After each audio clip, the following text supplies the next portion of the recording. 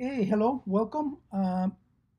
Today we are going to do a tutorial about solving problem 4.6 from chapter 12. The book we are using is Microeconomics 7th edition by Glenn Howard and Anthony Patrick O'Brien. All right, so first thing we're going to do is find the problem. So this is chapter 12, firms in perfectly competitive markets. And then we are going to go to chapter summary and problems. And the problem should be on page 445. So let's find it.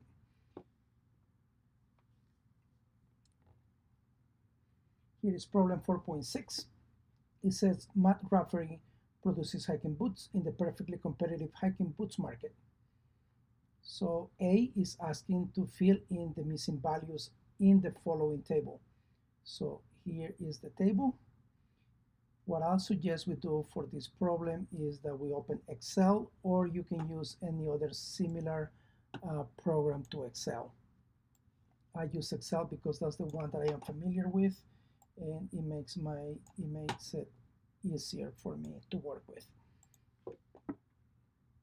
Okay, so first thing I am going to find in here will be my fixed cost. So I'm going to type fixed cost in here. And then I will also going to need, let's see what else are we going to need for this problem. We're also going to have to find a price, okay? Now that I have those two cells in there, I am going to copy the information that we get from the table. So we have our output, and we have our total cost. We have our average fixed cost is asking us to find out our average variable cost, average total cost, and our marginal cost.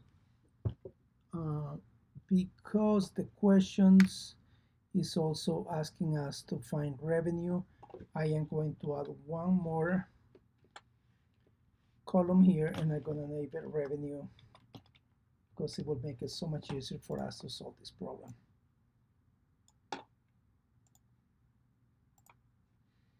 Okay, what I'll do next, I am going to type the information that we have from the problem.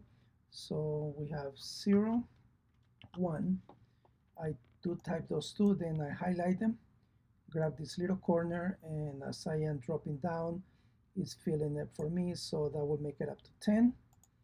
And we'll have total cost here of $100, 150. No, this is not the right data. Okay, my bad in here. 155.70, 205.6, 253.9, 304.8, 362.5. That would be 431.2, 515.1, 618.4, 745.30, and 900. Okay, once I have this data, I like to clear this up a little bit. So I'll do highlight these. I like to center them, and I will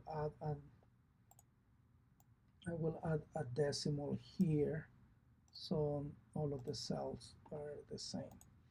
Okay, based on this information that I have in here, I can tell that my fixed cost is $100 because when my output is 0, my total cost is 100. That means that cost is fixed whether I produce anything or not. So first thing I'll type in here will be $100. Now the price, in order to find my revenue, I need to know how much I am selling them for. And we know this is a perfectly competitive market. In a perfectly competitive market, you have to be a price taker. That means you have to accept the price, the equilibrium price. So if you look at part B, it says suppose the equilibrium price of the hiking boots is $100. So our price will be $100. In a perfectly competitive market, you have to sell at the equilibrium price. Okay, now that we have that information, we can fill out the rest of the table. So our average fixed cost is going to be our fixed cost divided by our output. So what I will do is I will type equal, and then I am going to choose cell C1 because that's where my data is, and I am going to divide that by my output. Okay, and that gives me $100. Okay, what I am going to do here, I am going to put a $sign in front of the C and a $sign in front of the 1. And when I do that, I am telling Excel that that information that is going to be on the cell is not going to change. So what I do next, I just grab this little corner, I drop it down here, and that will give me my average fixed cost. So when I have an output of 1 pair of boots, my average fixed cost is $100, right? My fixed cost divided by my output, it's $100. When I'm producing 10 pairs of boots, my average fixed cost is going to be $10, right? Out of the $100 that I have to pay on fixed costs, when I divide it by each one of those 10 pairs of boots, I will get $10. Now I need to find my average variable cost. So I know my variable cost is going to be my total cost minus my fixed cost. So what I'm going to do for this one, I'm going to type equals. I'm going to open the parentheses, and I'm going to get my total cost minus my fixed cost. I'm going to close parentheses, and then I am going to divide that by my output so I can get the average. Once again, I am going to go to cell 1, and I'm going to put the $sign so Excel knows that the data is not going to change. So once I get that, I can drop this down all the way to the bottom, and Excel fills this thing out for me. So as you guys can see, let's take a look, make sure it makes sense. So I am producing 1 pair of boots. My total cost is $155. So the average variable cost is going to be $55 because we have the $100 that are fixed. So that means $55.70 is variable. When you divide by 1, that gives us $55.70. And let's take a look in here. So on this one, it is we have our variable cost. Same thing. We have our variable cost is going to be 900 minus 100 that is fixed. So that'll give us $800 divided by 10 equals 80. So this looks good to me. Now we need to find the average total cost, and this one is fairly simple because we know the total cost, what the total cost is based on this formula here. So here's our total cost, and all you have to do is divide it by your output, and that gives us our average total cost. All I have to do is drop this line all the way to the bottom, and that gives me my average total cost. Now I do have a marginal cost. So marginal cost, remember, is the cost of producing one more. So in order to calculate this, we need to find out what the difference is between the total cost, and so change on total cost divided by change on total quantity or in total output. So I'll do equal, open parentheses, and I'm going to have 155 minus $100. So that was my change in cost, and I will divide that by my change in quantity. So now I have 1, and before I had 0. And let's not forget that we need to put that in parentheses so Excel knows which calculations they need to do. All right, and here is our marginal cost. So when we produce 0, our cost is 100. When we produce 1, our cost is 155.70. So the cost of producing 1 pair of boots is $55.70. Once I do that, I just grab this down and pull it all the way to the bottom, and that gives us all of our data. Let's take a look in here, make sure it looks okay. Marginal cost. Yeah. So one thing that you need to keep in mind is remember how we talk about those U-shape graphs. So here it is, we have 5570. So we can see it's dropping and then it started to go out again. So obviously this is going to be a U-shape graph. Same thing here, 155, it starts to go down and then once again it starts to rise. So we know these graphs are going to be U-shaped. That means we are doing it right. Okay, now we need to add the revenue. And remember, revenue is money coming in minus money going out. So to calculate the money going in, we're going to type equals. And our money going in is going to be our output, right? Times the quantity or times the price. And then we are going to subtract our total cost. Once again, we're going to put the dollar sign in front of the C and in front of the 2, so Excel knows that the data that is on the cell is going to stay there. That makes sense, right? Our total cost is $155.70. We are selling one pair of boots at $100, so our revenue is negative $55.70. So we're losing $55.70. What we do is we grab that corner and we drop it all the way down to the bottom, and this will be our revenue. Okay, and that will be part 8 of problem 4.6. We already filled in the missing values in the table.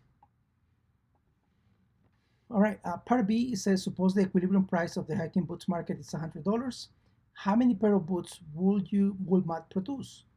What price should he charge and how much profit will he make? So remember, in order to maximize profits, you have to produce up to the point where marginal revenue equals marginal cost. So because this is a perfectly competitive market, we know that marginal revenue is going to be equals to the price. In this case, it's $100. So we need to find out where marginal cost is $100. So just by looking at column H, that's what my marginal cost is. I don't see anywhere where it's at $100. So we need to find that it's the closest to $100 but does not go over $100. On this case is 7. So when I produce 7 pair of boots, my marginal cost is $83.90. And this will be what I will, oops, that's not what I wanted to do. This is what I wanted to do right here. Okay, so it's $83.90. So in order to maximize profit, Matt should produce 7 pair of boots and he will make $184.90. So if he were to produce one more pair of boots, that will cost him $103.30, but he can only sell them for $100. Remember, this is a perfectly competitive market. So he will have to sell them for $100 and it's costing him $103.30. And you guys can see here his revenue goes down from $184.90 to $181.60. So answer for part B will be Matt should produce 7 pairs of boots and he will make a profit of $184.90. Now part C says if next week the equilibrium price of the boots drops to $65, how many pairs of boots should Matt produce? What price should he charge? And how much profit or loss will he make? So how much should he charge? We already know this. Perfectly competitive market. You have to sell at equilibrium. So equilibrium drops to $65. All I have to do is go to price, change that to 65, and now this is my answer. So once again, Matt has to produce to the point where marginal revenue equals marginal cost. I don't see on column H, I don't see anything at $65. So I am going to find the one that is closest, but it does not go over 65. In this case, will be 5 pairs of boots. So I am going to highlight this in green. And so the answer, Matt should produce 5 pair of boots. He should charge $65. and he will lose $37.50. So losing $37.50 is better than losing $41 and better than losing $44. So this is where Matt should stop producing when he gets to 5 pairs of boots. Now part D says if the equilibrium price of boots falls to $50, how many pairs of boots should Matt produce? What price should he charge? And how much profit or loss will he make? So once again, I just go here to Excel. I change that to 50. And we get new values now. So look, if he produces 4 pairs of boots, that's $50.90. So we want to be at 50 or below. In this case, 3 pairs of boots give us the 50 or below. So what we're going to do is we are going to produce 3 pairs of boots. And the price that we need to charge will be $50 because that's the market equilibrium. And on this case, we will lose $103.80, which is better than losing $104.80 or $105.60. So if he produces 2 pairs of boots, he's going to lose $105.60. If he produces 4, he's going to lose $104.80. So by producing only 3 pairs of boots, he minimizes his losses. Okay, and that will be the answer for this problem. Please leave your comments or questions below and let me know what you think.